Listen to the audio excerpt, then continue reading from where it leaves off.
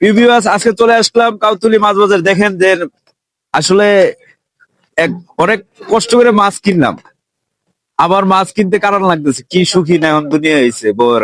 হ্যাঁ, দেখেন এই যে মাছ কেনার জন্য লাইন বের হয়ে দাঁড়িয়ে আছে পাবলিক। কখন মাছ কেটে নিয়ে এসে এখন বাসে গিয়ে রান্না করবে। দেখছেন, ধুম চলছে মাছ কাটার। তো যারা যারা মাছ কাটতে চান তারা চলে আসবেন কাউতুলি মাছ বাজারে। আপনারা দৈনিক কত কেজি মাছ কাটতে পারেন? হ্যাঁ হ্যাঁ, 3 থেকে 400 কেজি দৈনিক মাছ কাটতে পারে। দেখেন আসলে এটা এই কাটার নিয়মটা আগে ছিল না, এখন দিন দিন এটার প্রবণতা দিন দিন বাড়ছে। এখন সবাই শৌখিন হয়ে যাচ্ছে, এই জন্য দিন দিন মাছ কাটার প্রবণতা বাড়ছে। অনেকে আর মাছ কাটতে চায় না। ঠিক আছে, তো ভিউয়ার যারা যারা মাছ কাটতে চান তারা চলে আসবেন কাউতুলি মাছ বাজারে।